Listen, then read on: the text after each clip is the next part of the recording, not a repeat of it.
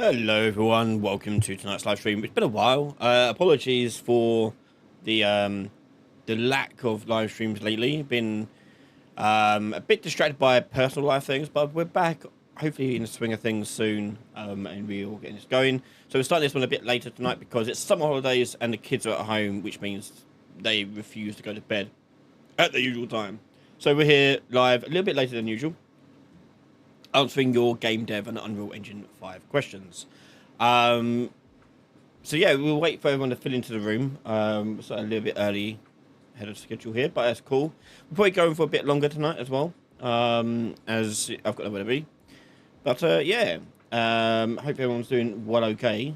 I've decided and started doing this thing on Backlogged, and it's a place where you go and review all the games you've played. I thought it'd be really cool to go back and sort of like keep a track of all the games I've played and what I thought of them, and like I don't know how many games I played. It'd be really cool to just go through and just register that. So I've been started doing this lately, like the other day, and it's been quite a cool. I mean, if you like weird ADHD, autistic brain like me, it's kind of fun to go through and just say, "Oh, I've played that one," and you can determine whether or not you've completed it or other things. So Mario 64 played, and I think that's it. I think that's means you played there. Ocarina of Time, Majora's Mask. Yep. I actually never played the original Smash Brothers.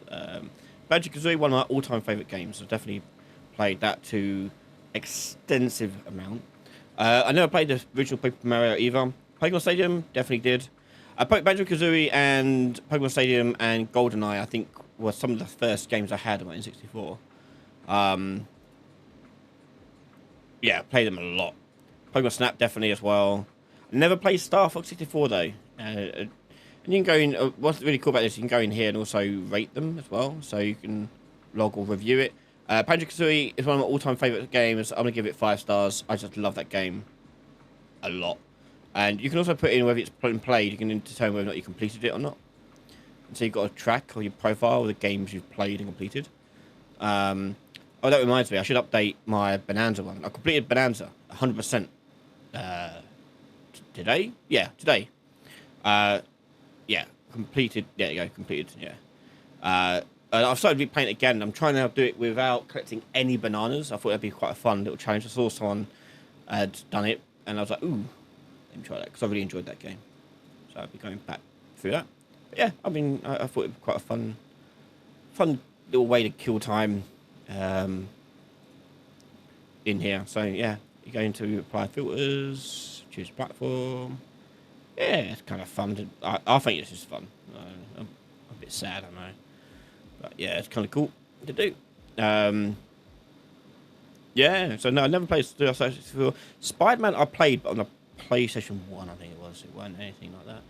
I never played Kirby or Mario Party 2. Mario Party 1 I did. And Donkey Kong 64 definitely did. Tomb Raider, never played it on the N64. Diddy Kong Racing, I played it a little bit. I think I rented it or played it at a friend's house. Pokemon Stadium 2, I think I definitely played it, but I didn't own it. Kutui, yeah. Conker's Bad Fur Day, yeah. Yoshi Story, did I ever play Yoshi Story? I don't think I did. Yeah, so I'm going through this. It's kind of fun. Yeah. Star Fox 64 only takes 4 hours to finish. Oh, okay. One day I'll go through and play these. They're on the Switch Online thing now, so I'll be going back and playing through some. I think that I need to play the games that are like sort of like guilty admissions of like you've never played them, but everyone else in the world feels like they have played it. That's very much like one of them, I think, for certain. Yeah. Did I play Perfect Dark? I don't think I played Perfect Dark back when it first came out. I played it afterwards, but not to completion and not fully. I think I played the Xbox arcade version of it. I think I played Bomberman 64. I played any. I played these games, but not. I played that one on the N64. No, other software. Lego Racers. I always remember one of my fondest memories of Lego races playing with my mum, and she was going around the wrong way and didn't realise for the longest time, even though it flashed up wrong way the whole entire time. Yeah, Glover, man, I remember that game. But yeah. Anyway, we'll move on to what we actually are meant to be doing. Oh, by the way, if you haven't seen already, we are doing a game jam again. If you didn't notice, I pushed the date back a little bit. So I know a lot of you want to do the Game Maker Toolkit one as well. So we've now pushed it a little bit back. Now it starts on the August 11th. So do check it out, come on board and join us for our game jam. We do it every year. So yeah, tune into that.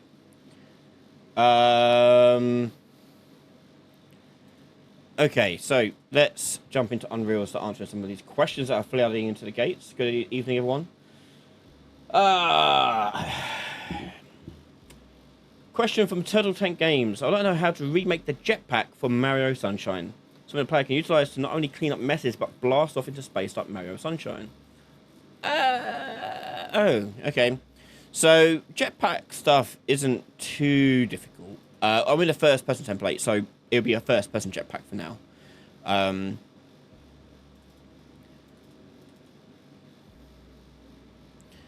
What's happening here? So, yeah, the jetpack part, and then there's the bit where it's like cleaning up stuff beneath it. That's a little bit different, but the main thing is for the jetpack stuff is when you're jumping. Let's jump. So, started, you're going to jump and then stop jumping when you release the key. And then the way you'd handle it in Unreal is in your class default settings. You can change the jump hold time and jump max count. So jump max hold time is how long you can hold a jump for. Unless you call stop jumping, then it will interrupt it and stop that. So let's say I was holding it for like 5 seconds. I should be able to do that. There you go. In 5 seconds, I'm holding down space. It will then cut out and drop me down. Yeah, and that's a value you can tweak and change, obviously, in Blueprint quite easily. But yeah, there's that. Okay. Now you may not want it to like give you further acceleration up, because that's what it does. It just makes you keep going up and up and up and up. In that case, it involves a bit more tweaking. In that case, you'd probably change it so not to use this instead. You'd go and mess around with the jump options down here. So I'd probably go... What would be the best way of doing this? So you want to keep the same height as your apex jump. So you may want to refer when you notify the apex here. It's grayed out because there's a setting you have to turn on. Where was it? I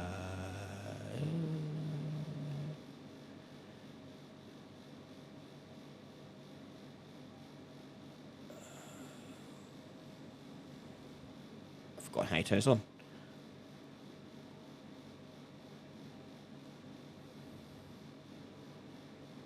By default, this is off. If you want the re-event to fire, you typically set it to true when movement mode changes to falling. Oh, right, yeah, you have to... Yeah, that's right. So, if we change the movement mode event...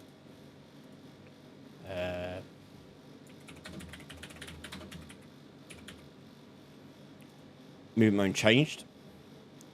And if the new movement mode here is equal to falling, you want to set the notifier apex to be on. Yeah. Like that. Okay, and that will allow you to do the apex reached binding. So on here, you can probably do it at the bottom here. No, okay, we can't do it there. That's fine. Put that into a branch. And we'll bind event on apex reached. Create event. Like that.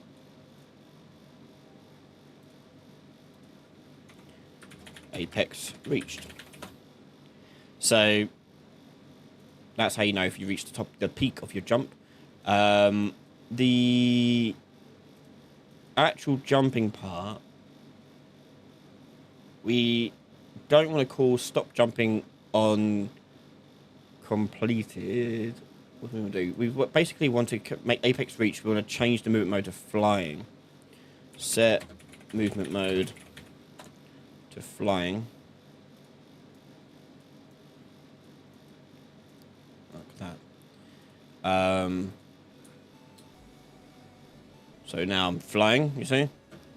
And then when I let go of the key, I needed to change the movement mode back to falling. So let's go back to our stop jump.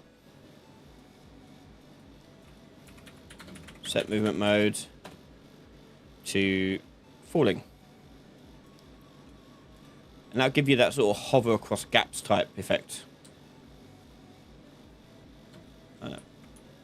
No. Why has it not done that?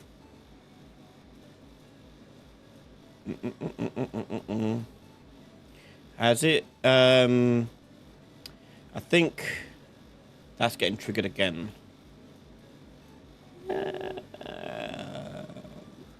We'll delay that for a second. I'll just double check I'm not misunderstanding that.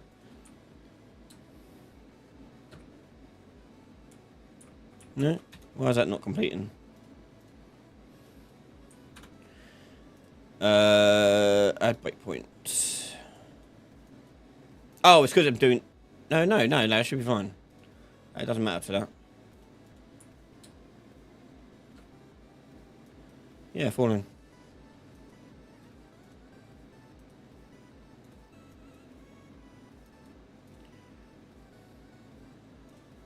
Change the walking. It should let me drop.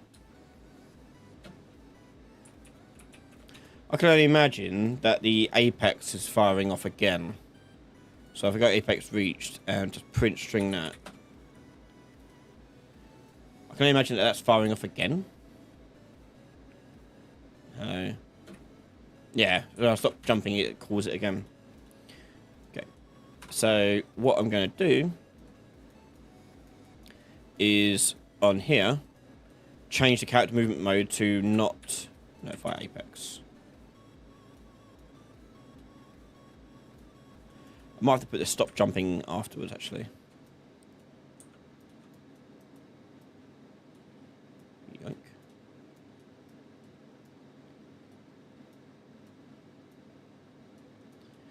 Like that. And that hopefully you'll stop. Oh no, I still need to. Oh no, it should be might be alright. No, still not doing what it should be doing. Let me put that print string back on here. It should only fire once. There it is, once.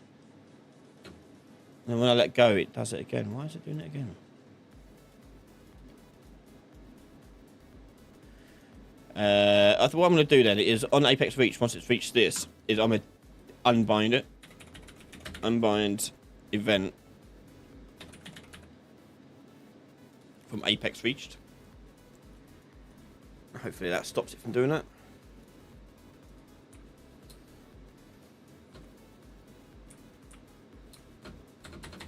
Nope. For God's sake. I think it's getting in a weird loop because of this part. I'm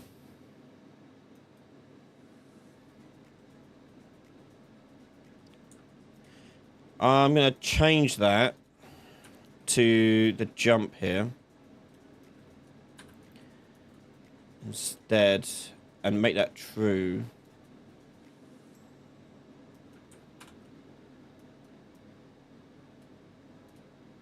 Try that. There we go. So you get a sort of hovering mechanic. Yeah, and then to do the jet down, that's like a line trace down, and then you can make it do whatever you want to do. I won't bother going into that because I've done that before for other things, but it's relatively simple. It's just a line trace straight down from where you want it to go. And then do what it is you want to do at the bottom. yeah. And if you want to do other jumping mechanics, like holding a jump and doing a charge jump, you can definitely do that as well. To do a charge jump, I would make a separate input action. So I'd go in here. Make a input action called charge jump. And this one will trigger on hold and release. And the hold threshold will say you got to hold it for 2 seconds. That'd be fine. That does mean, no, I'm probably want to change my jump. Because I don't want to jump. I just want it untriggered. Like that. Instead. So let's go now to the input action mapping context. And that'd be the same button as jump. Charge jump. Spacebar. And this works in priority order. So if you put your charge jump here above jump, I think the way I remember it working is it'll pick that one first if it triggers that one, and it'll block the rest of them happening, if that's the case. So if I do charge jump, we'll just do a launch character. And we'll do like 2,000. Okay.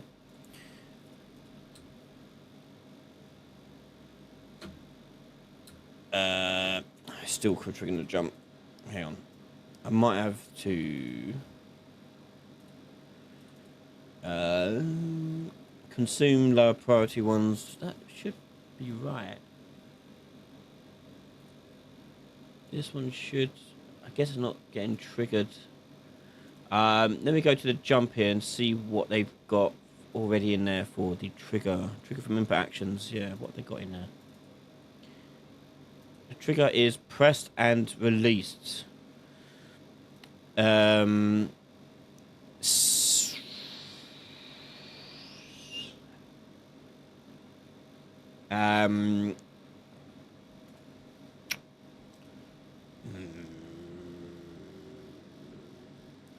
We probably don't want it be on released.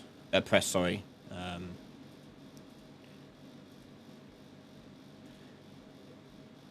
Like, the jump should be a tap, really. That should be when it triggers. So, tapping it. Hold it. There's the charge jump. The tap's not working there. Tap. And let's change that to 0.5.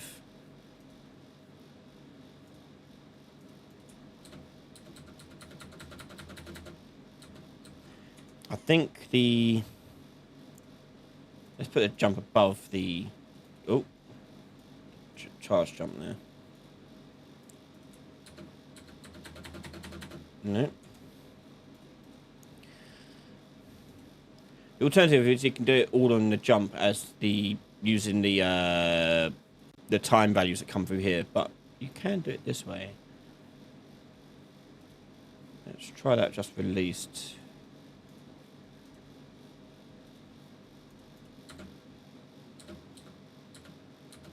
It does. Oh wait, it's because I'm calling unreleased. It's triggering this. Let's take that off for a second.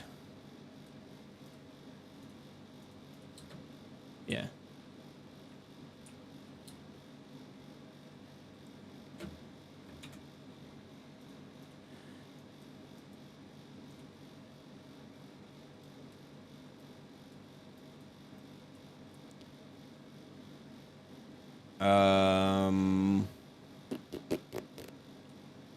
We probably want. How can I get to not overtake the other one? I guess on the charge jump it'd be completed. Maybe.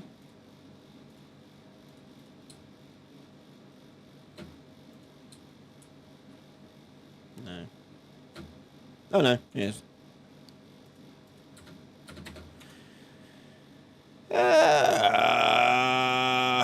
Why is that? Why is this giving me such trouble?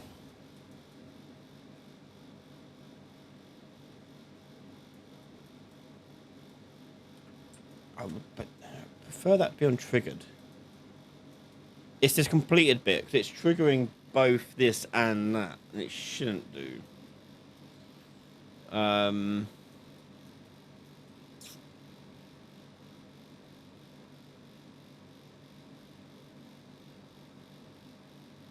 Like this, it should override it.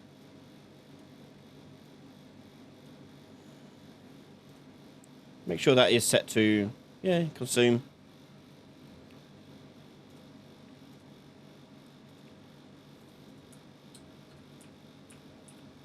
Oh, I can't move now at all.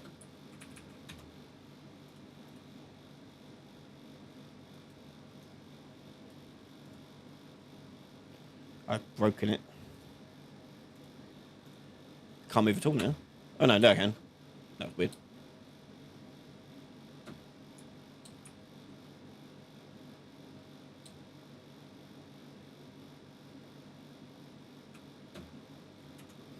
Yeah, don't know.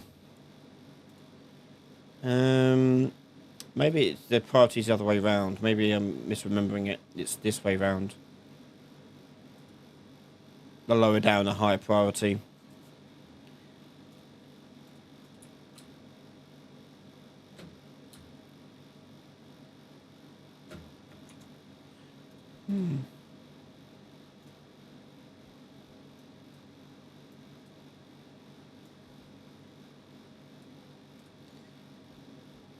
I'll look into it. I'll move on to another question, but there is a way of doing it. I've done it before. If you look at the one I've done with Astrobot, I think I've done it in that. Oh no, I did the charge jump. I can't remember now. I'll look into it, and if I solve it, I'll put it into a video. But it's about which way you order these things round. So it's stopping this from calling stop jumping if jump triggered. We could do a gate, I guess. So if that triggered, we could do a gate. That opens it. Enter is completed. And that goes there. Whee! And that goes there. Ooh, open. I can't do that. There. Maybe. Yeah, no. Nope, I don't know. I'll come back to that. If not, the other way of doing it is by looking at the time in seconds, but you still don't want to call stop jumping on released, on press. You need to call it on released. So yeah, some tweaking around here.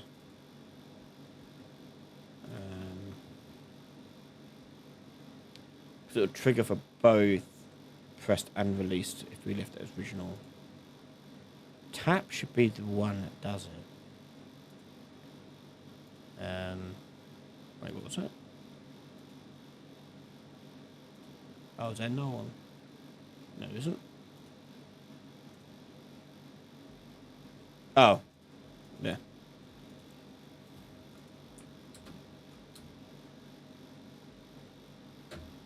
Yeah, no, I'll look into it. Anyway, let's move on to another question. Let me just take that off of there for a second.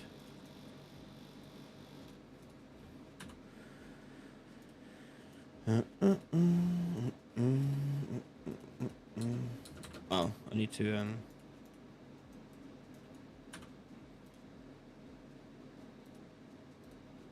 put that back. Why did it get stuck? We're not jumping at all now.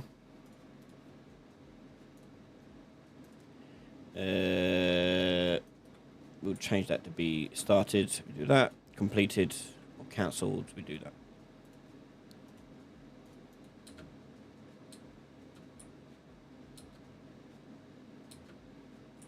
I do, whatever. Okay, moving on.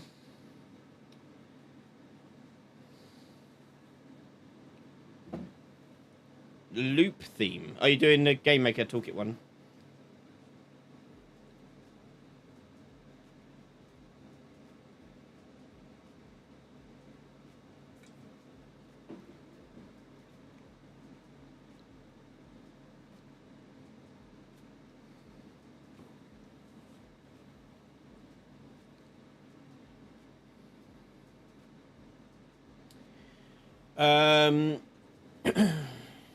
Hello, for this is from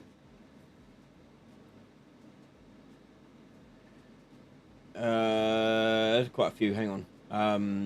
If I miss a question, don't worry, just put it back into chat. I'm just gonna jump in wherever I see one, otherwise I'm just scrolling for ages. Rank 10 or McDonald. Hello Ryan, how can I get impact based deformation like in Fortnite when hit object with pickaxe? I assume it's done with world position offset in the material. Does it have location based? I thought it just wobbled and then all destroyed. Am I misremembering that? I haven't played Fortnite for a while, so I can't remember.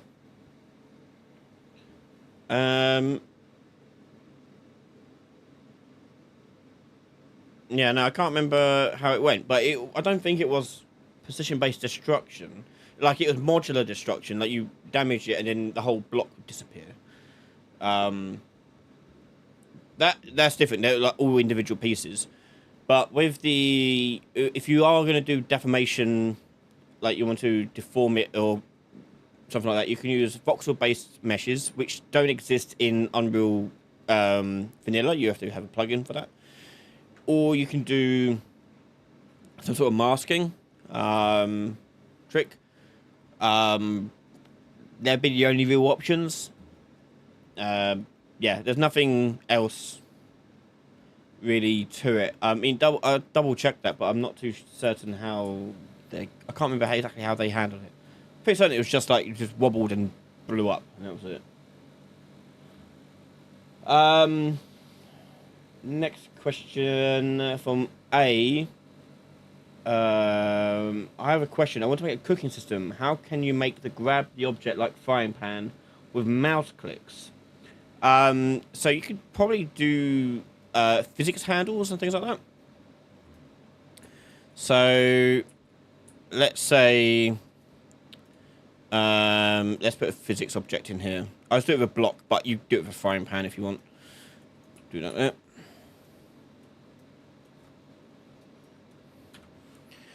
And I'll simulate physics on it. There we go. And we'll just put it in front of us a little bit so we can see what we're doing. Cool. Right, so in order to interact with physics objects in the scene with the mouse, the first thing you need to have is your controller. So in the controller here, you want to, first of all, show mouse cursors on, enable click events, maybe enable mouse over events, possibly, but those ones definitely. Okay. Then on your, I guess you could do it from the player character. Yeah, I guess so. But basically what you want to do is you want to have something called a physics handle component. This allows you to grab physics-based objects in a setting and move them around. So in the event graph here, I'm just going to turn off the movement stuff for a second.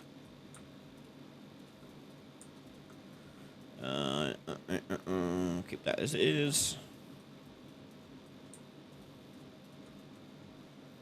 Okay. And if I go and do mouse click as input action.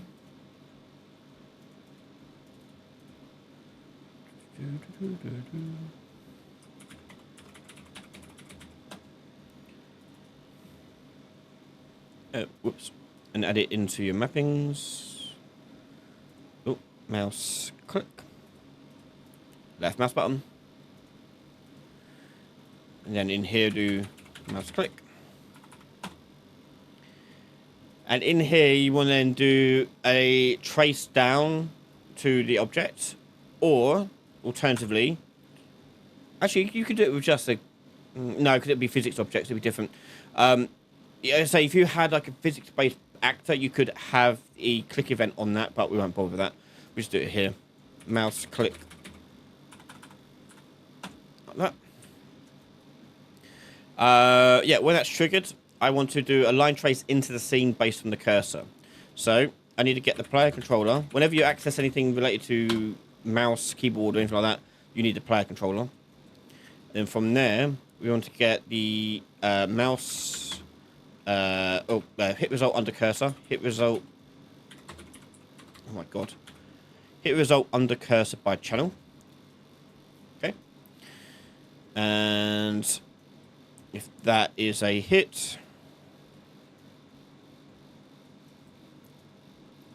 and we'll do that on started there. We want to grab what it if it is in here. So we're going to break that. And I want to grab the hit actor or hit component rather. So the physics handle here is going to handle that work. So we do grab component at location with rotation.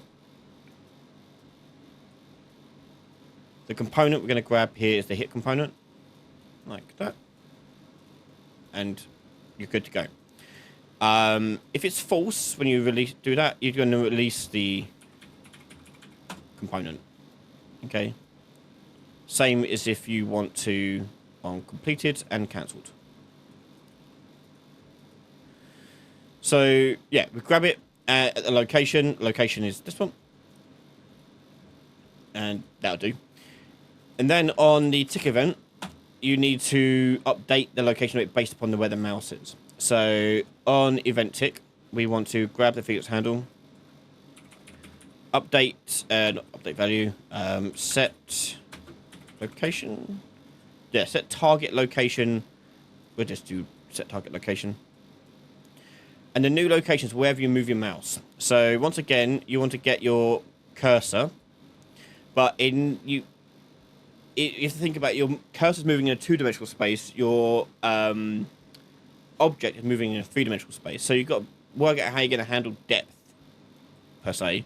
But get the hit result, not hit result on the cursor, sorry. You get the not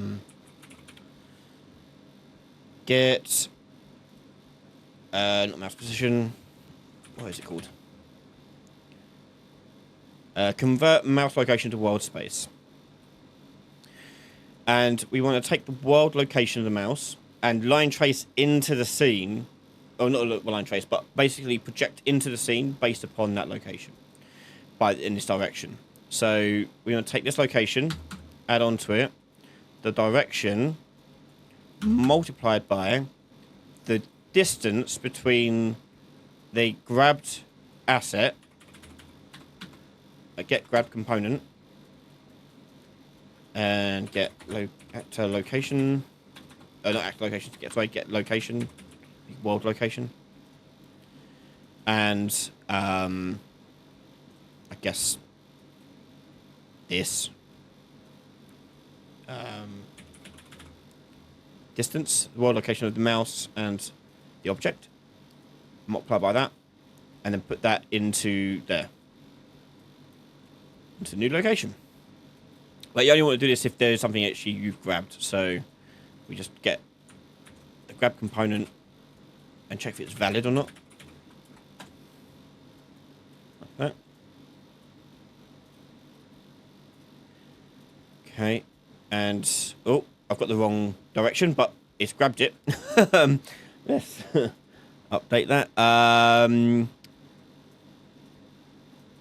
I don't want to do that because it might move away. I just want to lock the location down. So we'll take that and over here when we grab it, we store the distance of it. We can actually do that through here. Let's store that distance here. There you go, distance. And we'll just multiply that by the distance of that value. That's a lot easier way of doing it.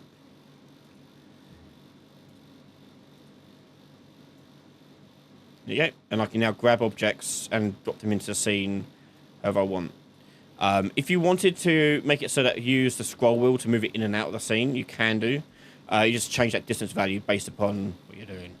But otherwise, you can bounce around the scene, no problem, and do stuff like that. So if you want to cook things, so let's say it's an ingredient, and you have your pan over here, you drop that into the pan, and then the pan will detect what's in it through like overlaps and things like that. But that's the core of your mechanic. Yeah, you can add multiple in there. Little stacking game. Oh, whoops. Balance it, balance it. Whoop. Ooh. Ah, missed it. And if you want to stop it from bouncing around too much, you can also constrain these objects into the scene as well. So if I go to constraints for these guys and lock the position in the X direction, I can move these around and I won't, well, I shouldn't fall around. Why is that? Oh, I only did one of them. Okay. X. X. X. B. Yeah, we need a second game. Bonk. Yeah. Hopefully from there you can figure out the rest of it. Boing, boing, boing.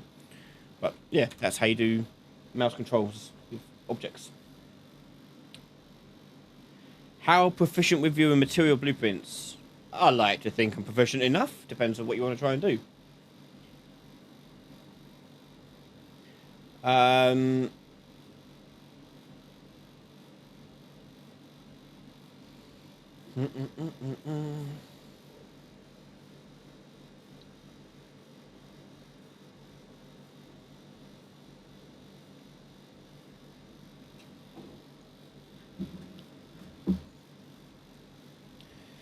Hey, Abo Desori. Endgaming. Is it possible for you to do a health system with a shield bar overlaying the health bar, and the player takes damage, the health bar doesn't decrease until the player shield is at 0%? Yeah, so if we go to... Let's go to the player character. So either here or component, wherever you got it, you need the two values. You need the health value, which would be a float. And you need just shield value, which will also be a float. Okay, now set to 1 each. And let's say on damage, over here, take shield, subtract the shield from damage, set the shield there. But if the shield is empty, we don't want to do that. Okay, so we need to do a check at the start here. Get shield is greater than or equal to 0.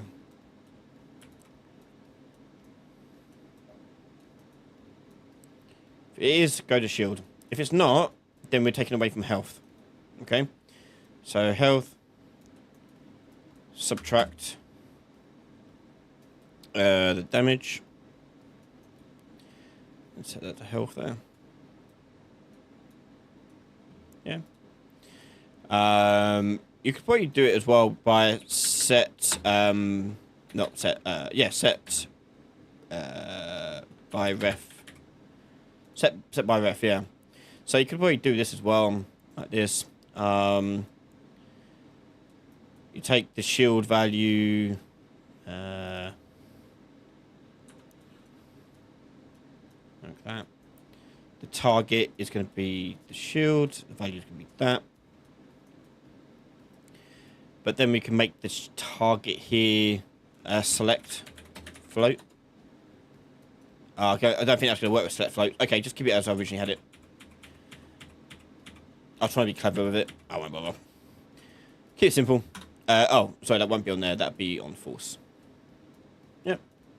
You do that. And your UI is just simply just 2 overlapping bars. I'll do it here. We'll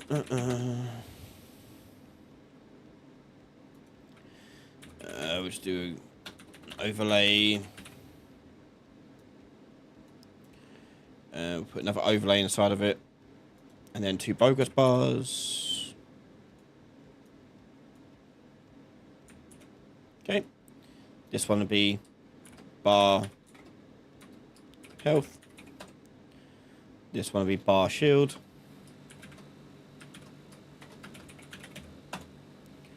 Like that. And we'll wrap that with a size box. Width override 500.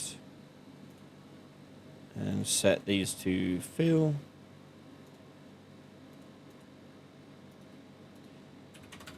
Like that. Health will make green. And set percent here by default to 1. The shield bar is blue, but you want to make the background of it invisible. So go to Style, Background Image, Draw as None. So you see the one below it. And the progress bar for the health shield goes on top like that. And then the rest is just bound in here. So on your character, whenever you update these stats, you probably want an event dispatcher to bind on the UI. So on damage, for example, we're going to put in shield and health. And we'll just call that. What's shield, shield, health, health. Okay. Yeah. Then on the bars, we get the player controller, player character, sorry. Cast to first character, bind on damage. And then we've got our shield and health, and we just set them accordingly. Get bar shield, set percent, bar health, set percent, and I'll go there. And that's it. So let's just add that on our begin play over here. Just go here.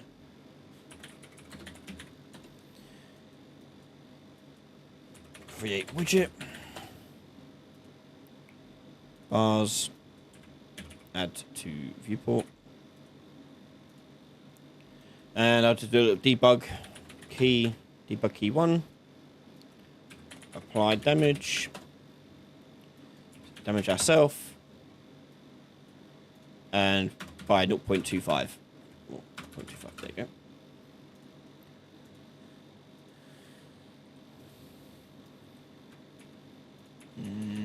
Nope, what's going on there? Make sure that's actually getting called.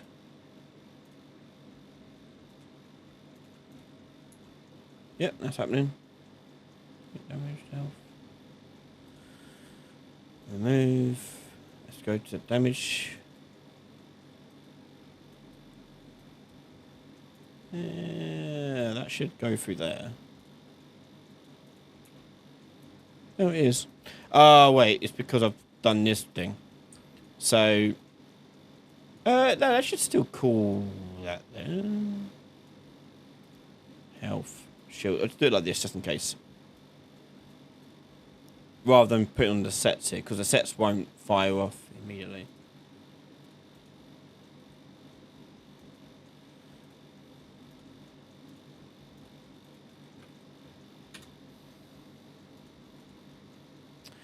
The only thing I can think of is... Oh, I didn't plug it in. That would help. Dope. There we go. Dead. Okay. That's how you do it.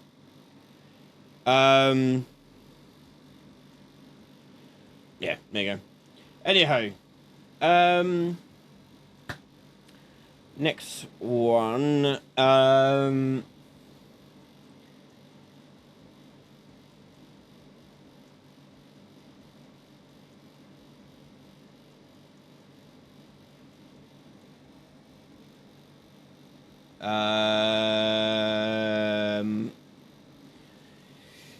Vinny is asking, do you have the directions to achieve gamepad-based cursor movement in UI like Assassin's Creed menu? Maybe common UI-based. Yeah.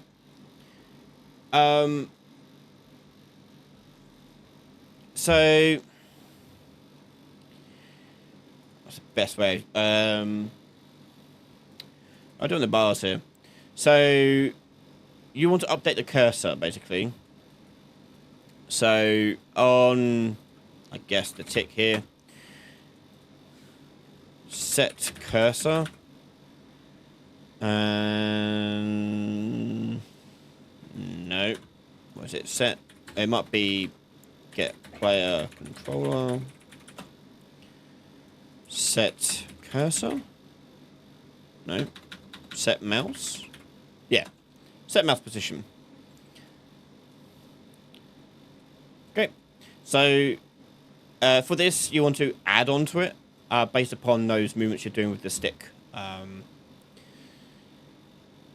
Yeah. Let's say we have to be in UI mode, probably. So let me get player controller. Set UI input mode. Let's just do gamer UI, actually. Will it matter? No. We'll just do IA move. Okay, there you go. Actually, I don't even need that. I can just do... I'm getting all confuddled now. We'll do it on that. So, on IA move. So, these input actions will only work if your input mode is set to game or gaming UI. It does not work if it's in UI mode. So, heads up on that one. If you then use this, you want to break the 2D vector and you want to add on the current position. So, you get the mouse position like that, and you add on X, add on Y. Now going to there, going to there. You might need to multiply these to get the sensitivity of it. Where's my gamepad?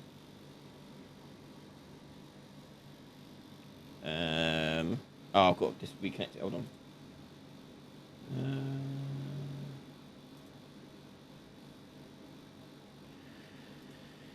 Hang on. Bluetooth.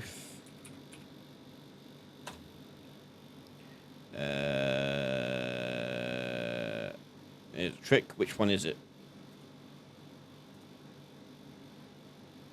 Oh no. I'm going to add device. Bluetooth.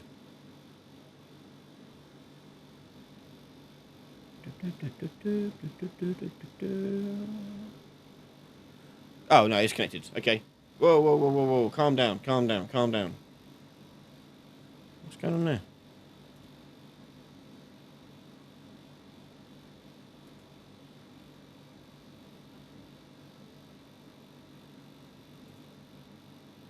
Wait.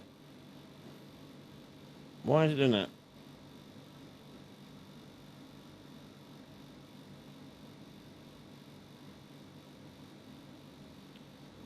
The hell?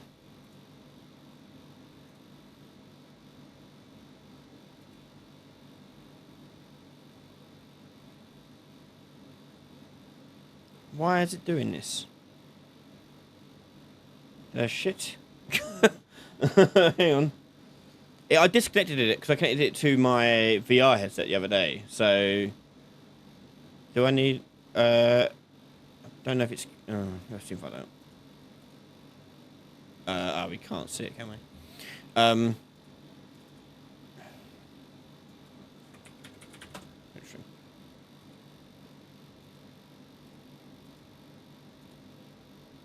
Yeah, no.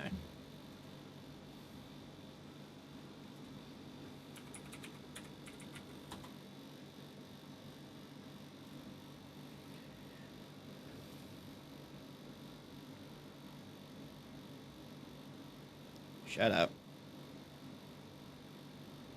Because it's going to like 0, -1, 0, -1. It's like disconnecting and reconnecting the whole entire time.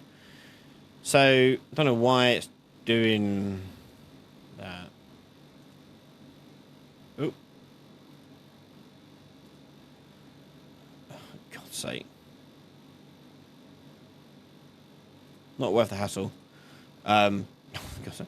Right, not worth the hassle, but stop. For fuck's sake.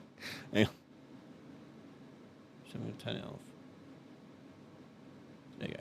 I'll figure it out another time why that's doing that. But anyway, you have this on here. That updates the mouse cursor. And then you update the position of the widget for the cursor on the screen, or update the widget you want to use for it.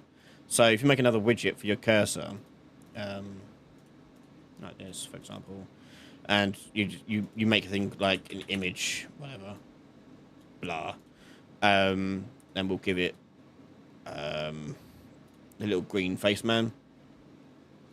You can set your cursor to that in your project settings. You can do it in code as well, but you can also do it here. Cursor widget. No. So software cursor. Add to that. Default. And it'll be the new widget blueprint. There's our little mouse. Yeah, nothing on a gamepad to it. We could move that around. It will physically change the mouse position. Yeah. But gamepad's not letting me, so there you go. It's a Bluetooth one.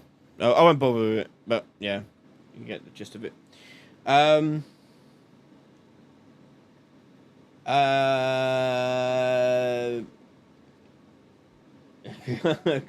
Good one, yeah, Hooligan. Yeah, try.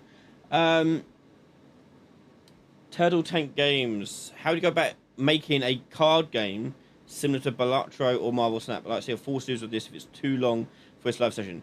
Yes, it's too long for this live session. And secondly, how you do something like that. So I've actually made a Balatro-like game, but with dice. So a card game is very similar. The way I handle it is via heavy use of tags. Each tag keeps track of the card's property. In this case, it'll be a card. So it'll keep track of like the value, the suit of it, any additional properties it may have. And when it goes through scoring each card, it just looks at what tags it has and executes on those tags. That's about all they do. It is too long to set up the whole card game, though, as a live stream. It may be a series in the future. We'll see. I'm busy at the moment editing the survival series at the moment.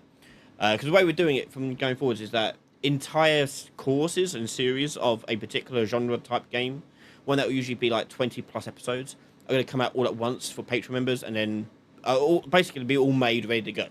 Along with the project files and all that stuff from day one. So it's all there. So I'm busy trying to get that one done at the moment.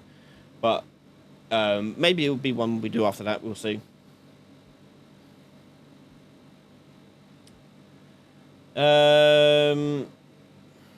Afro, can I provide a link to a show done? Can you suggest anything? This is a PBR workflow. I don't see the link to your thing, but if you want, email me your link at support@ryanlake.com.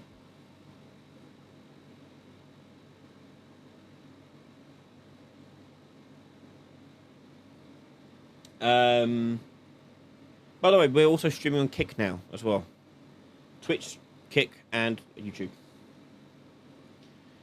Can we deform landscape by coding? No. You need a voxel plugin.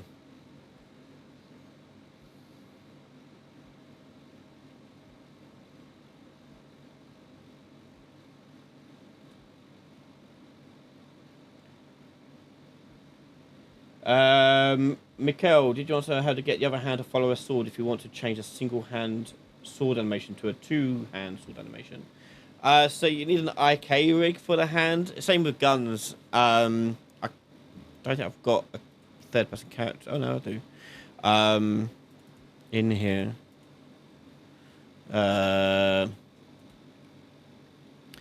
We need an animation blueprint. Where have they put them all? Animation blueprint. So you need an IK setup. So you go to your animation graph, usually, you could do it in the control rig as well if you want to, but we'll do it here. Basic. Oh, that's not how you spell basic. Basic IK. Okay. So I'm getting confused with what names I call them. 2-bone IK will be fine. 2-bone is good for like limbs, basically. You plug that into there, that one into there. Okay, so the effector location, in this case, would be like the hand. Where do you want the hand to go? Okay, and let's say I want the hand of the bone to go to wherever the other hand is. Okay, so probably promote to a variable like that. And the joint target location is your where your elbow is basically going to be pointing at.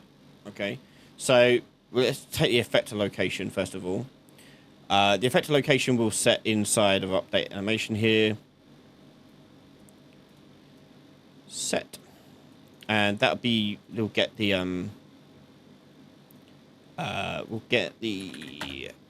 owning component. That gives the mesh, and then we here get bone or socket location, bone transform location. We'll do transform. We'll do hand R, and we'll use the world component. That'll be fine. Split that. Yep. And then on the animation graph here, on 2-bone IK, we need to tell it what bone we want to do. So the IK bone, we'll choose as the hand. No, I forget which way this round goes.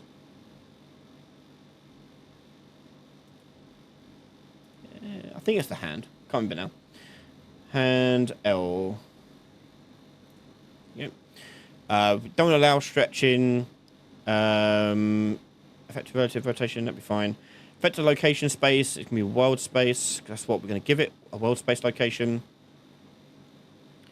Joint target space, we'll keep that in component space for now.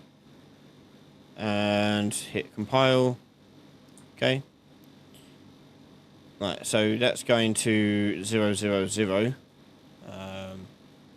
If I chuck that into here,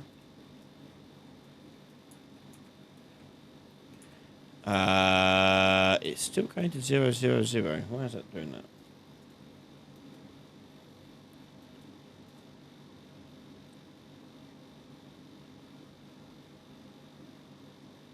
This is IK bone. I can't remember if that's right or not. Name bone to control.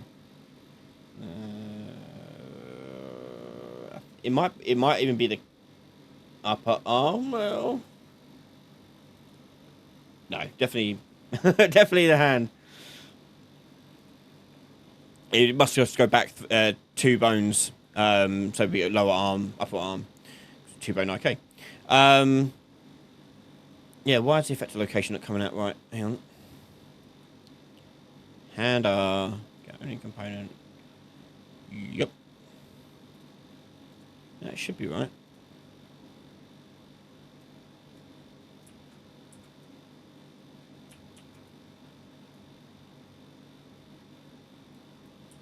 Yeah, it's pointing to 0, 0 in the world, not this. Let me print string that. That doesn't seem right.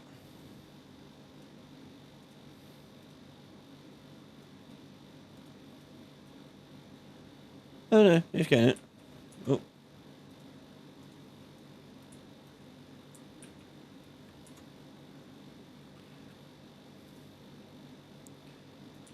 Let me move this guy in front of the camera so I don't have to mess around with the settings again and again and again.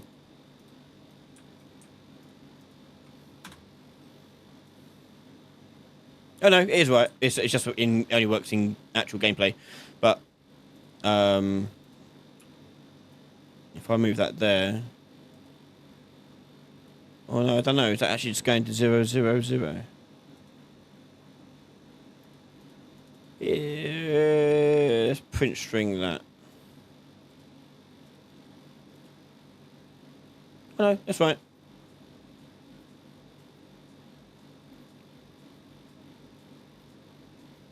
I don't seem to be doing the right thing.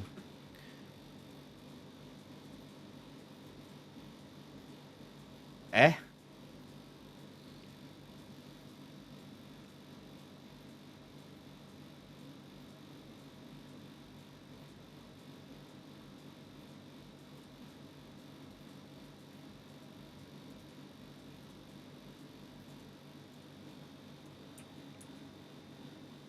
Yeah, see, pointed to 0, 0, 0 still, not the actual bone location of the hand. Even though... Oh, wait. No, no, that's world space. Yeah, yeah, world space. Although that wasn't printing like it was in world space. Hang on. That's 24. That's more than 24 away. That's 410. Is just that not working? I'll get the socket location instead. Socket location you can still put in bones. And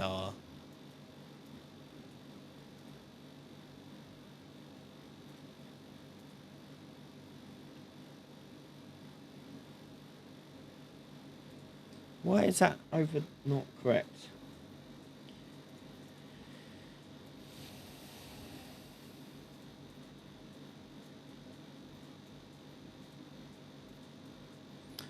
Okay, for some reason, this is not returning world location. I don't know what that would be. That would be 410 minus 230 at least, because that's where the root of that is. That's in world.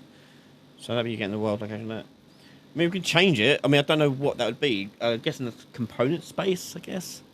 If that is the case on here, change that to component space, maybe.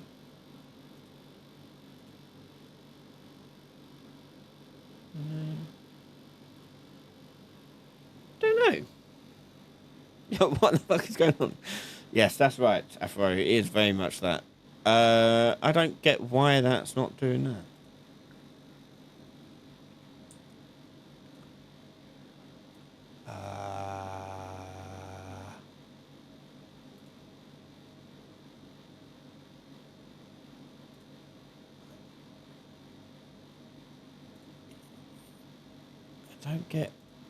I don't get why that's not working.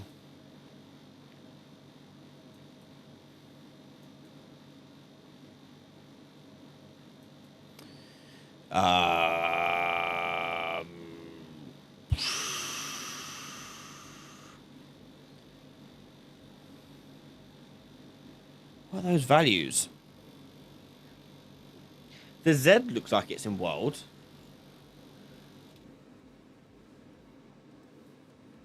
Because that's 300 in the air, which that looks fairly right.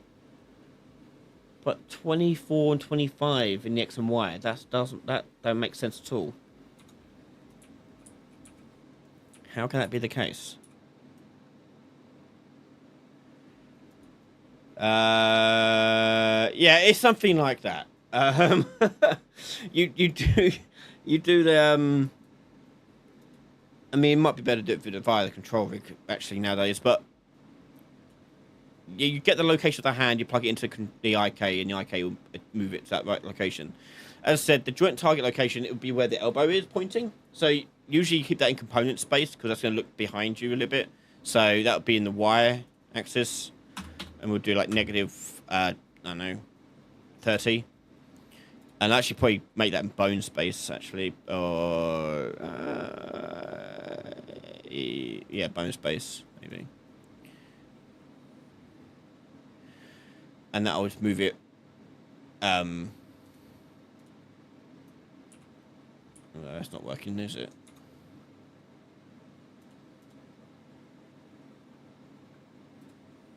Oh, that's effective space. I've changed the wrong one. World space. This one, bone space.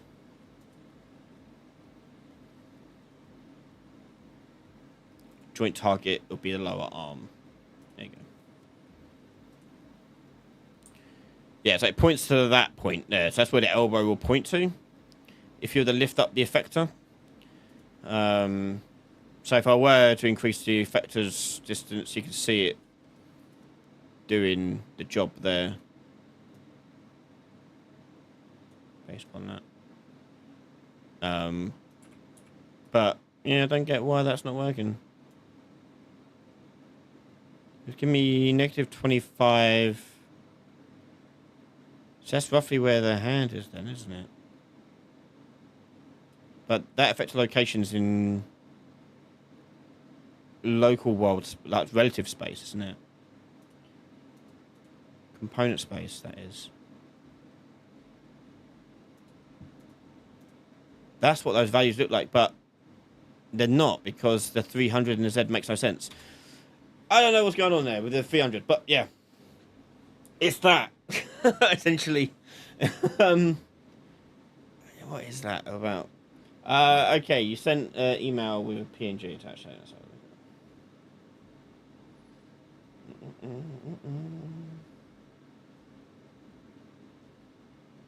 Okay, what was the question you asked? Hang on, I can't remember what you asked now.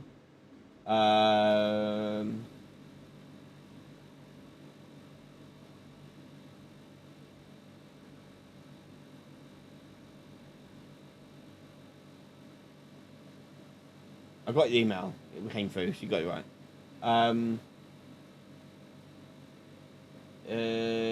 do you think would be missing from the advanced shader?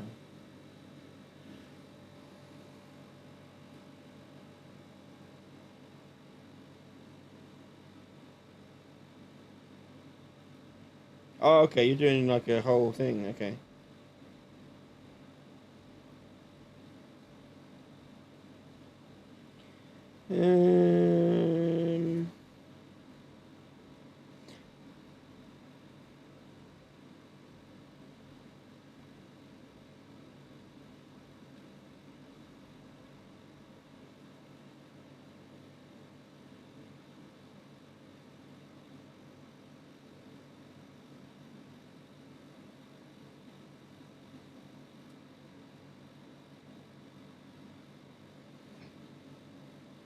Be interesting to see. But I'll have to check Dropbox another time.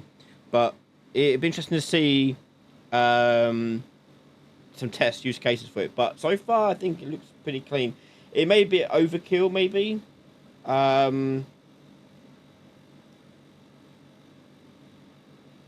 It, like, I'd be interested to know what the basic means on your setup. So enable metallic basic, enable that basic. Like, I'm not into certain where that came through, so it may be just like a communication thing. Oh, hold up. I see you posted that stuff.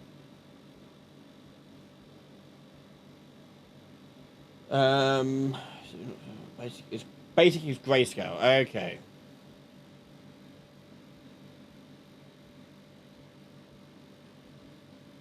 Yeah, I'll change the wording of that to be a bit clearer. Um, but um, okay, it's not. Yeah, I'll check the download. Does the Dropbox contain like test use cases for it? I'll check it out when I get a chance.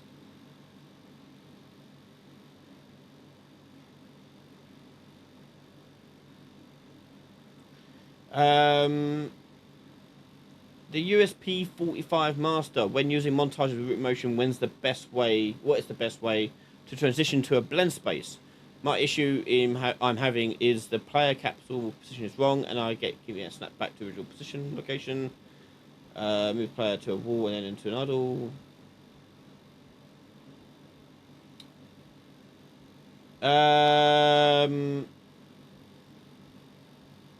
It'd be hard, it's something I'd have to see to be certain of what you're trying to do. But if you are transitioning from a root motion to a blend space type setup, a thing to be aware of, I'll just do it on this, doesn't really matter. You just want to make sure you got a force root lock on, so it doesn't move. Yeah. Yeah, I haven't got animation to use it here, but yeah, use that. What's that? Charge attack. There you go. That's root motion. So if I do force root lock, it should keep it locked down. Why is it moving?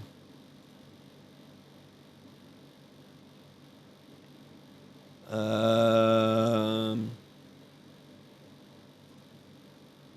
we'll disable root motion and force root lock on, so it stops it from moving away. If you don't have that on, it'll just go off. But yeah, keep that on like that, and it stops it from doing that. If you're not using root motion, if you're using and just using blend spaces. But yeah.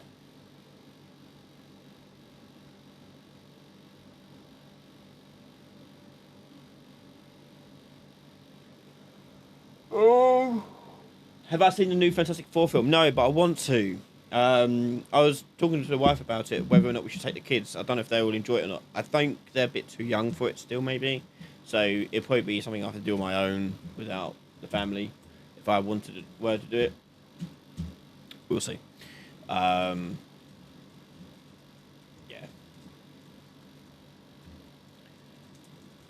Overbeck Studios, how does a pixel inspector work? How are you supposed to use it with a color calibrator? No idea. Never used it. I don't even know where it is. Is it a plugin? I've never used it. No. It'll probably be on the material, I guess. I don't know. I'll look into it, but I've never used it. I've no idea.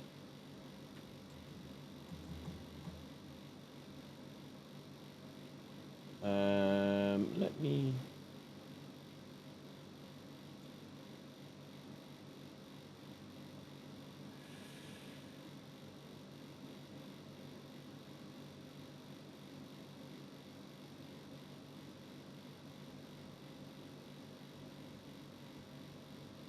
Did you ever play Assassin's Creed Black Flag multiplayer? I did. I really enjoyed that game. I like asymmetric games. I'd love to see a series built around that multiplayer mode as well. I thought it would be so fun playing cat and mouse style game. Yeah, I'd like to do more in terms of like different multiplayer modes. Yeah, I'd be interested to try and work out and how to do relatively simple in terms of the best way that. Um,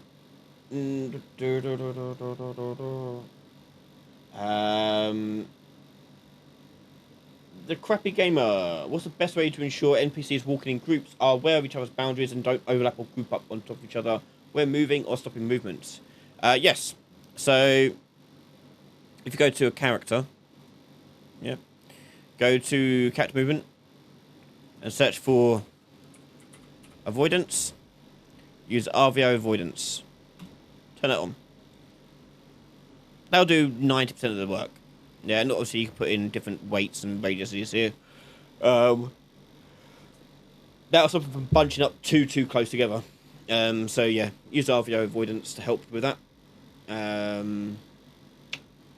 Yeah, that'll help.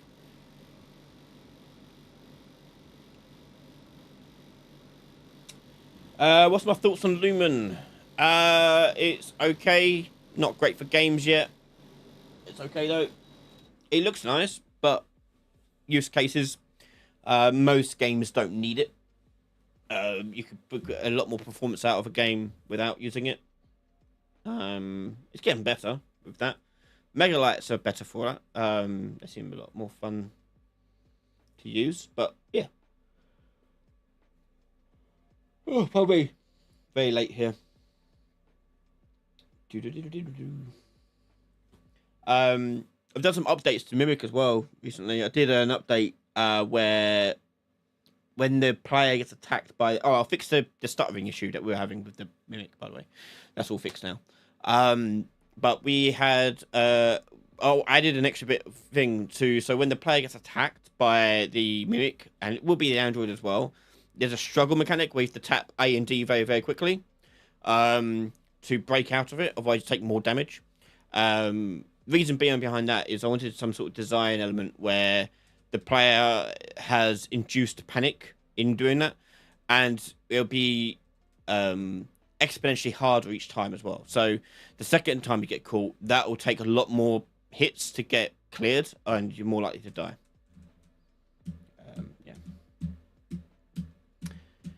How do you create a store where you can buy and sell and the price prices change. Just an explanation without any setup. So buy and sell the price change. I'm not entirely sure what you mean by that. Do you mean like as you buy and sell things, prices change? Okay, well, think about the problem you got to solve. The problem you got to solve is you need a data source that can handle changing data. So a data table out the question, data assets out the question. They can be used as sort of the base values and like the mins and maxes, but as for the working value changes, they can't be handled in there. Instead, you'll need some sort of manager to handle that. Ideally, you'd want to use something like a singleton that you could have, but obviously if you're just doing blueprints, you can't do that. So you can make your own sort of like manager class that you spawn in via the instance or game mode, which will look after that sort of stuff. If it's a global pricing system, meaning that NPC A and NPC B have the same prices, then they'll need a similar manager looking after that. So make a manager class that you spawn in via the game mode, and they just look towards that manager to find out what the current price is. And that manager will be in charge of looking after those price changes. If you're doing C++, you can make a singleton. A singleton, by the way, if you don't know what they are, is a good example one is the enhanced input system.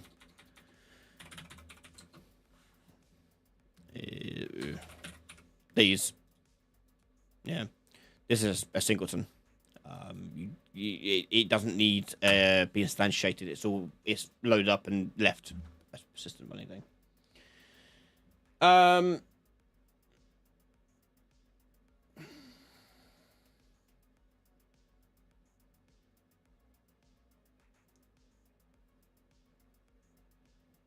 Would you like to see me take a stab at a building system in the tiny glade but in Unreal?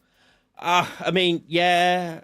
So those things are difficult to do because at least make good content out of at least because they just require just you sitting down and tinkering and figuring out things for a long time. Like the setup required to think about how to make those things is long. Like you're looking at for a 30-minute video. Like if I done all the legwork and figured out how to do it and all that. For a 30-minute video, it's going to take me 20 hours probably to figure it out how to do it in an efficient way. So, we never say never. If I do come across a nice way of doing it, where I can fit it into my schedule a lot easier, then sure. But yeah. By the way, before we do wrap things up, we have got a coupon code available for people who want to do private one-to-one sessions. The code is summer20. If you get 20% discount on all sessions booked through the website. So if you want a private one-to-one session to go through anything that you got, head over to that or head over to my website ryan.com and you can book a session via the website. Enter the coupon code at checkout and you get 20% off. Okay, and that's valid until end of August. So heads up on that one there. So help you out there. Okay, I can never get comfy with the heat. What have I done? Oh, put a time on. Okay.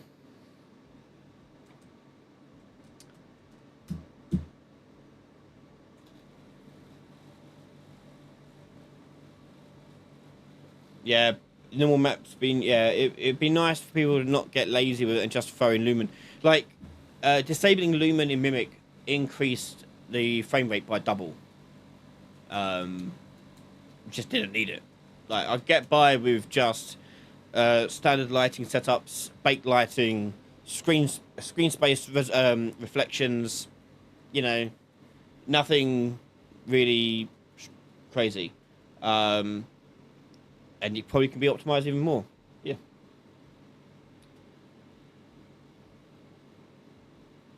Have you ever worked with a publisher? No, I've obviously spoken to a lot of publishers. But never really end up working with one. There's a weird time at the moment where the past couple of years publishers are taking less risks, understandably. but also are dissolving a lot about what they do. So you'll get a publisher which is more focused around marketing, and they're happy to do that and take a chunk of the earnings, but they won't give you any project funding, which is frustrating. So yeah, it's a really nightmare.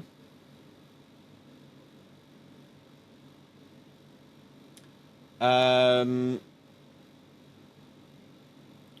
I'm personally thinking of just sticking with self-publishing at the moment. It's getting hard at the moment because money's getting tighter and tighter, and making Mimic costs time, which time is money. So it's getting really difficult.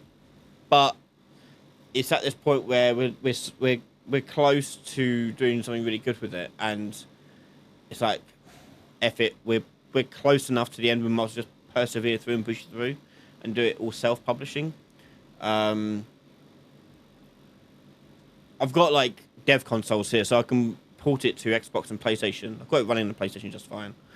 So I'm not too worried about that. I can do that, but yeah.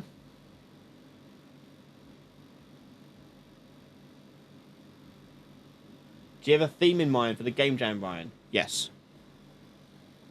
I have a couple. I'm gonna record the theme choice tomorrow and upload it so it's ready to go for the 11th when it's time. Hi, Sando. I'm glad you enjoyed it.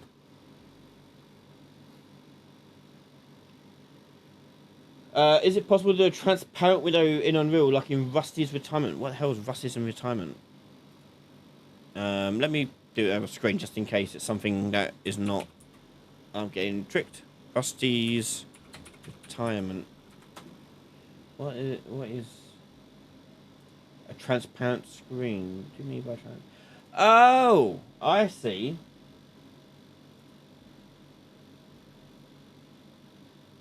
Oh, that's cool.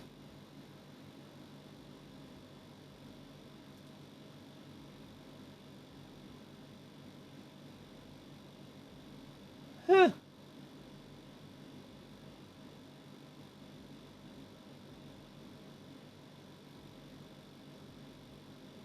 No, as far as I know, no. Not without editing how Unreal fundamentally works. Um, that is called. For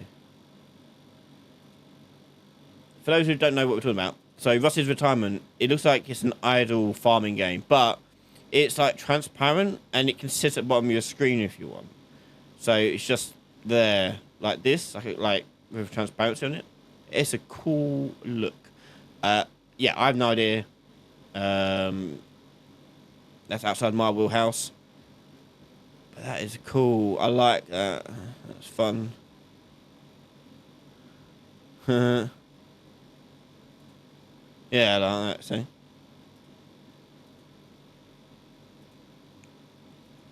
Like it would be a masked thing like this. It would be as though if anything black above a certain value, it would be transparent. But you can't, in Unreal at least, as far as I'm aware, you can't have a transparent window. It has to be filled in. Um, you probably have to edit the actual engine code to handle that, but that's kind of cool. I like that. That's fun.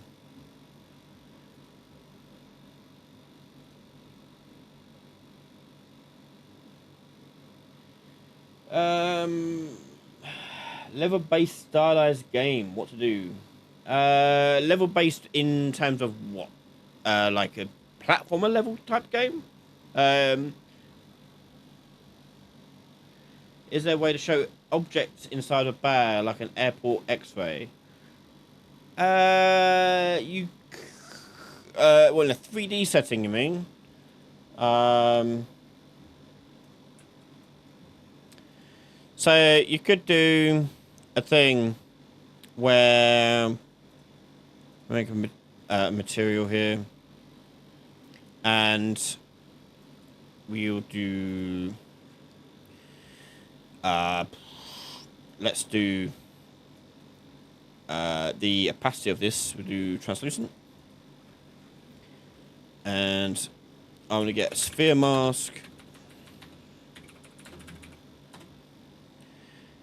And the opacity of this, A will be a position, which we'll do as a parameter collection probably.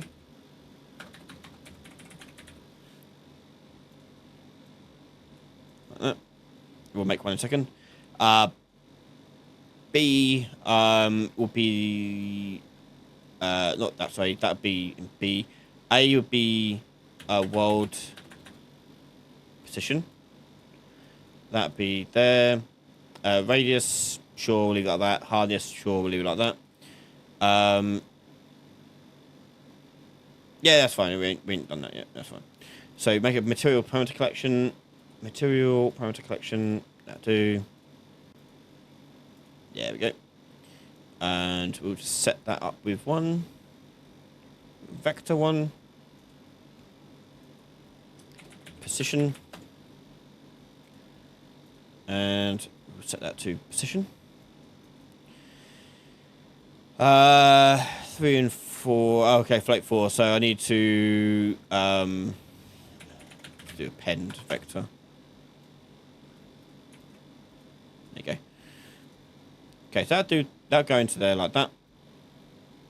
Then we write to the parameter collection, which we'll do on here. We'll do it on the mouse. We'll just get this space here. We'll do it with the boxes that we're moving around. Set collection. No, set. What are we doing? Vector parameter value, and we'll do that in when it's not valid. We don't have a grabbed one. Collection will be the parameter collection there. Value will be position, and that'll go into there. And then if I give put in those boxes again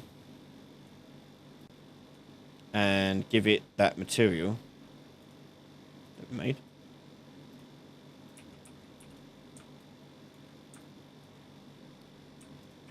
Select all 3 of them. Simulate physics.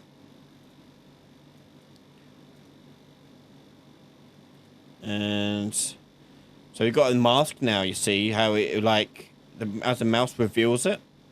So you can do something similar but the opposite. So we'll go back to the material now.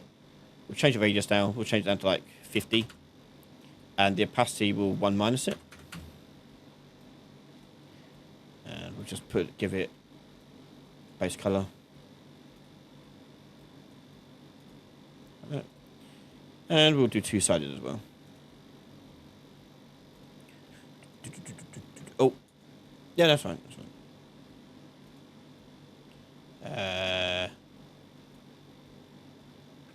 I think 50 is too small. Hold on.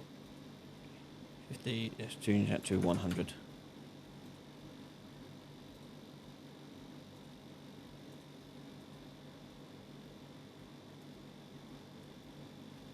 There you go. So you can use that sort of like effect to like see through objects if you wanted to. And obviously if there's objects inside of it, then that too can be like hidden. So for example, if I were to go make a cube for this, actually, let's go to modeling. Do something fun here. Do a box. Oh, make sure we don't got anything selected. Cancel. Yeah.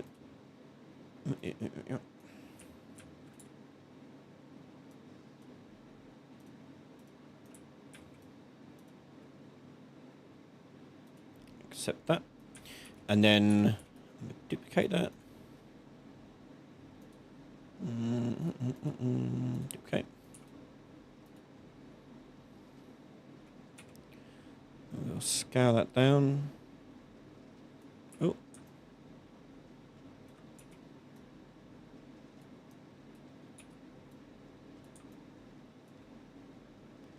And we'll take these 2 away.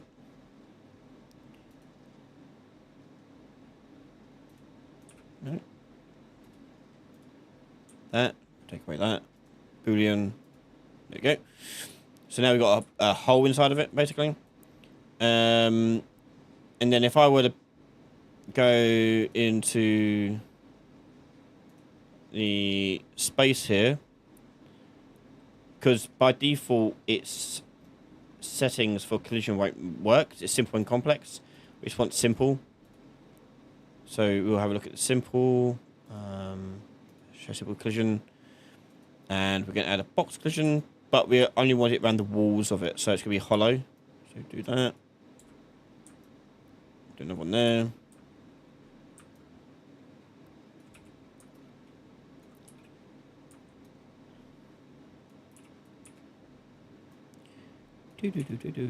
Being very rough with it.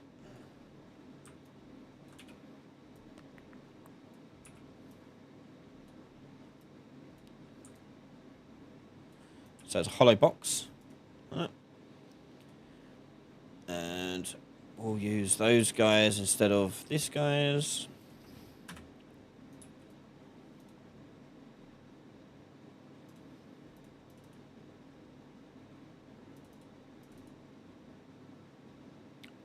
Was it this one? Nope.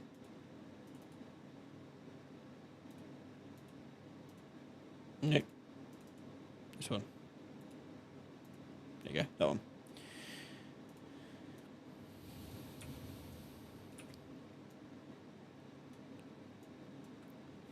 Put that there. Give it my material.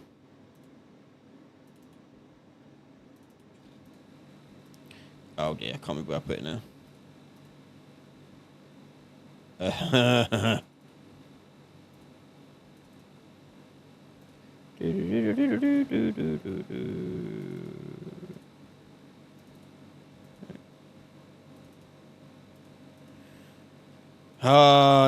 So I went organising it. Characters. Screw it. Materials. That one. Where'd I put it? Mannequins, of course. Now do in there. And that there.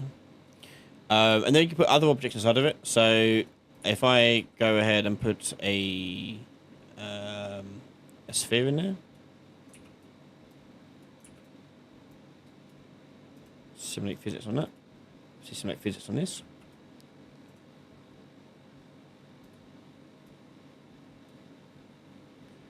And as you can see, I can cut through and see the insides of it. And we can shake it around and see the insides of the bag there. It's still showing like sort of semi-see-through, shouldn't do. I'll explain. Let me explain how this works as well, so you know what's going on. So sphere mask. Imagine it drops a sphere in somewhere. Okay, it's gonna be black and white. So in A, needs to be in what world space are you can be using this thing in? Okay, so what coordinate space is basically this going to be using, and we're going to use the world position. So world space here. Okay, the B is going to be the world position of where we want it to actually apply this sphere.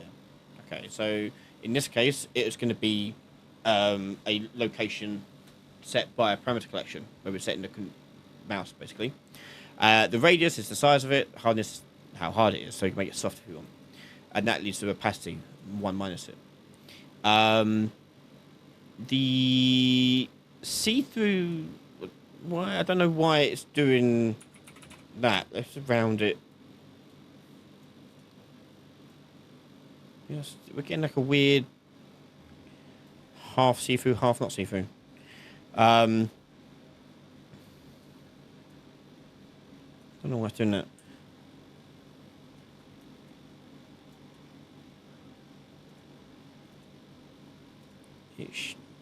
Like, we shouldn't see the ball inside of it at all until I do this on it.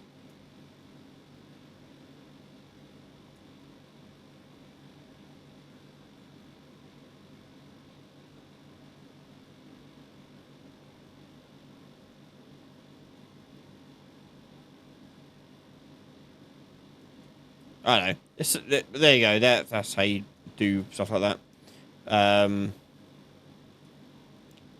So you can look inside bags if you want to do in 3D space. In 2D, it's just 2 images on top of each other. You mask out. That's all.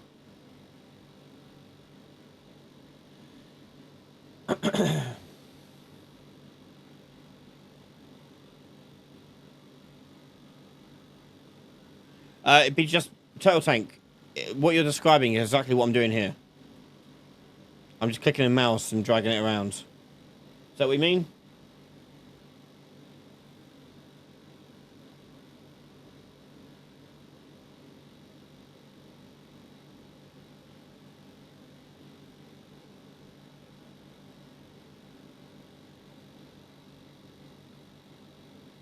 Yeah, make loads of small games. So every sort of mechanic that you want to work on in your game, try and make a little small demo of just that mechanic. So picking up objects, make a little stacking game like I did here before, where it's like, okay, I want to make this work with stacking objects. Let's just put in some shapes, simulate physics, and I'm testing whether or not I can move objects around. I'm not actually making anything related to like the cooking game or a management game. I want to test whether or not I can click and drag and manipulate objects and stack them up. Maybe even do things like this. Oh, yeah.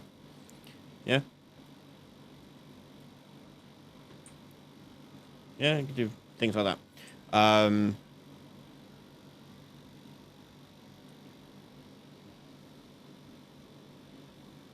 Yeah, break down into very small parts. Make individual games. Like, if you're going to do this sort of interaction system, make a stacking game first.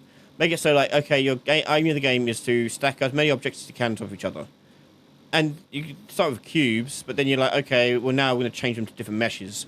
So this will now be, I don't know, what are we going here? It don't come with the starter content anymore, this stuff, does it? No. A door frame corner, like that, yeah? Do that there.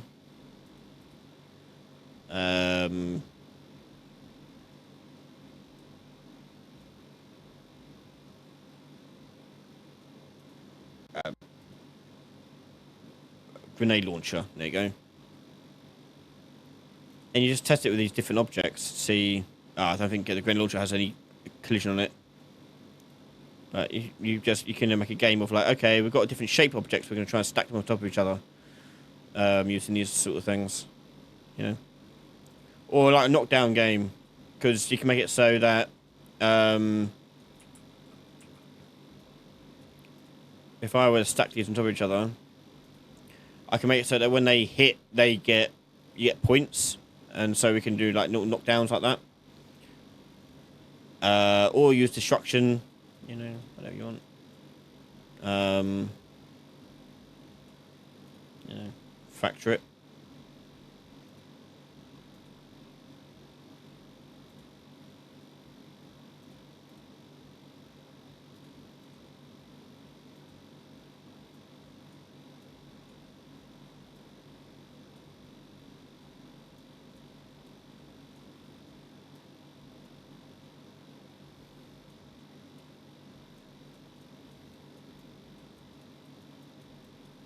Can't pick them up though. I'm guessing their visibility collision's turned off. Custom. Oh no, it's on.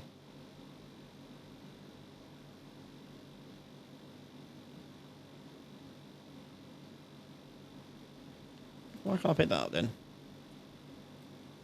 Can you not grab objects like that? I'm pretty certain you can. I'm not doing any sort of tricks on it, am I? Just gas trace, visibility, trace complex. Yeah. Grab component. Pretty certain it's a primitive component.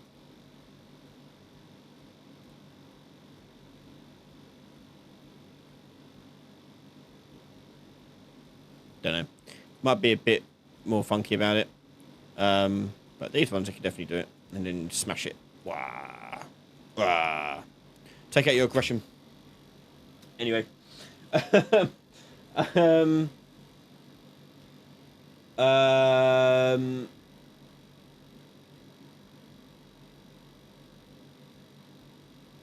like you're still in first person for the player perspective, controlling an RC car in third person. I mean, is what it says on the tin, really. So I won't go through it now because I've got to set up a whole car thing. But your inputs, you have two inputs. One up, goes up and down, one goes left and right, and up, down, verse forwards, left, right. Change the torque on the car's wheels, irrespective of their, like it would be just of their component location rather than world location. So it would be pretty much the same sort of thing. It wouldn't be anything different.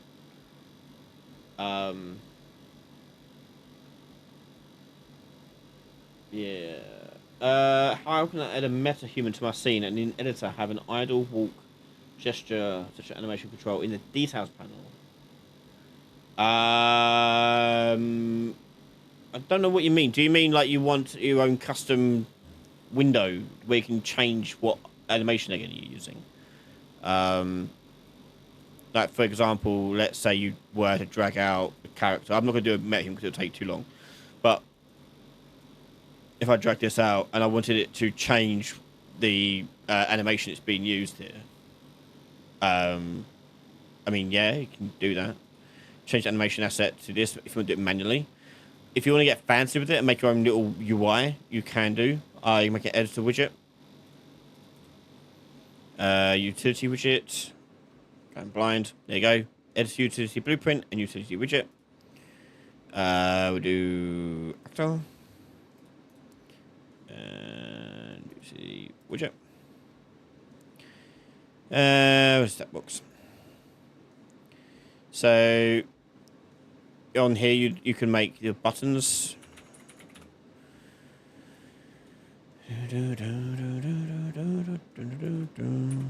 Text. And we'll say this one's idle. And this one we'll do again. That'll be walk. Something like that. And on clicked. What was this one? This one is idle. So on clicked here, we need access to the actual utility widget. So I can't remember where you did it now. It might be on this bit.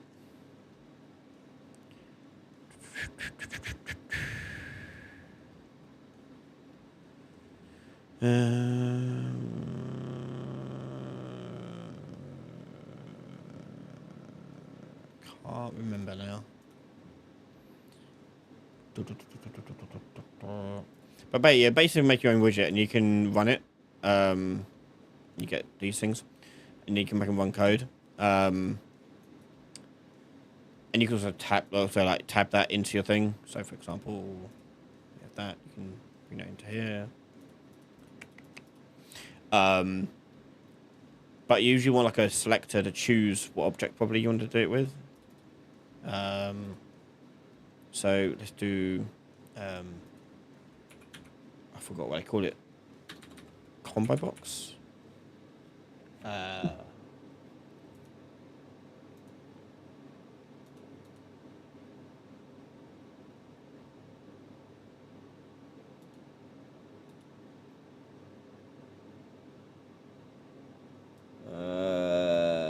Combo box string.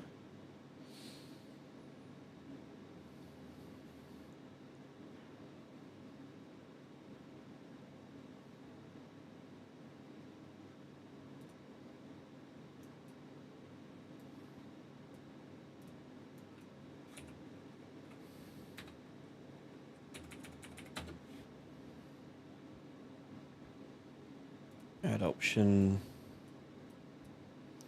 And this is where you get like the assets and you plug them all in. You can make it and pick the asset from the list, and yeah, it's a whole thing. There's an easy way of doing it though. I can't remember how you get the object selector.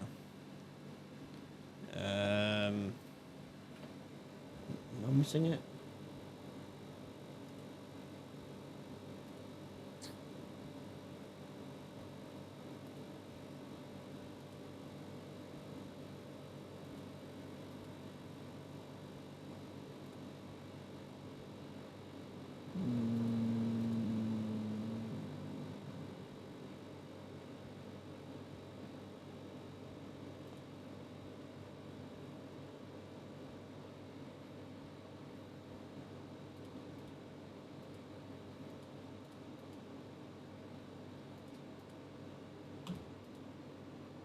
I have to go back and relearn all this stuff. But you can, yeah, you can make like you choose your widget here, which then you can drop down and select what you want it to affect, and then you click on idle, and it can talk to it and to just change that setting, if you so wish. Yeah, I have to go back and relearn it.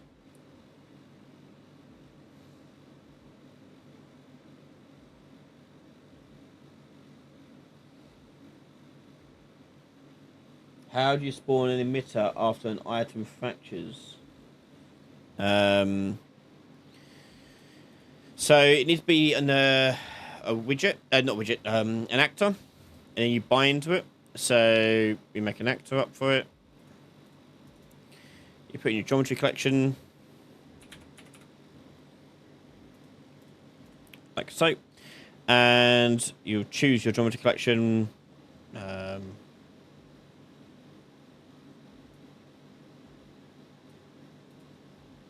you go. Pick that. And then you want to turn on the notifiers. Just search for it. Notify. There you go. Notify. So you notify brakes, collisions, trailer, whatever you want to do. So we do notify brakes, for example. And then that will allow you to do events for on chaos brake event. That'll trigger this. Which then you do spawn system or emitter, what you want to do. Spawn emitter location, choose your emitter. So let's say we do little directional burst. Brake event. We break that open. Yeah, break. Get the location. Yeah, got all that stuff from it. I do. And then yeah, if I. Oh wait, I've got to actually put it in there. Let's replace it with this one.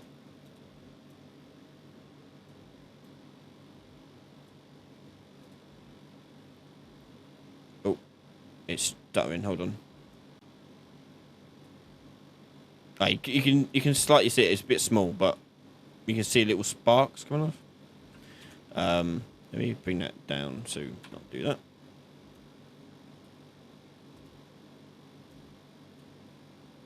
Let me make it bigger so you can actually see it. Scale that by 3 by 3 by 3.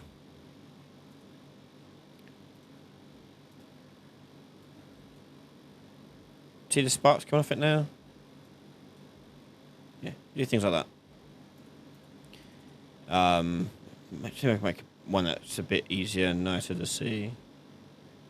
It might be quite fun.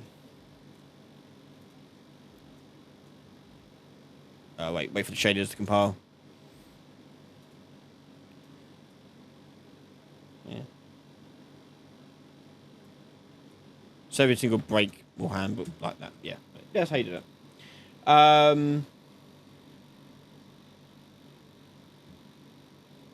Obviously, you do crumbles, trailing. You can also check the velocity of it as well. So you normally wouldn't. Like you can check like the mass of it. So if it's a small break, you don't want it to actually do anything. You know, you may want to do it with you may want to limit it. So yeah, you can customize that how you want, or you can change the system's like emitters and what they do via parameters, via this sort of stuff too. Yeah, there's lots you can do.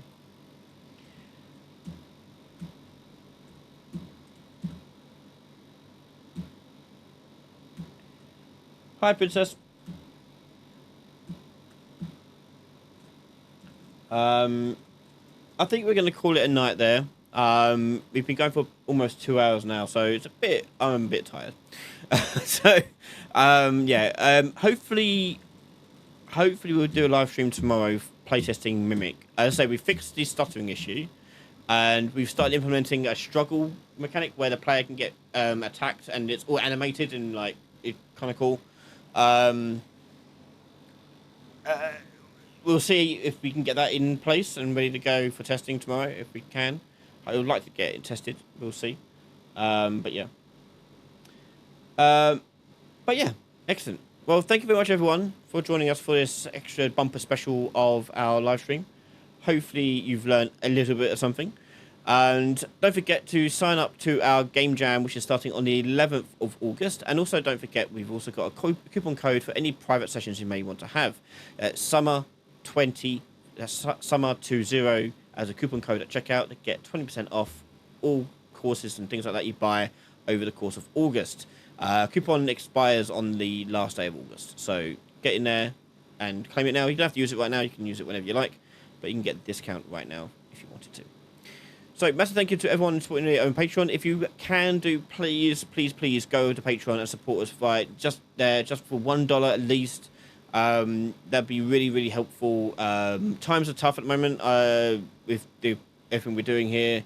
Works a bit slower, as I said. Mimic's income is a bit lower. It's getting a bit hairy, but hopefully we'll keep our head above water. So yeah, any support really does help out. If it's just $1 a month, that really does help out. So please, much appreciated to everyone who is already doing so. Yeah, thank you for your time today, and join us again tomorrow for another live stream.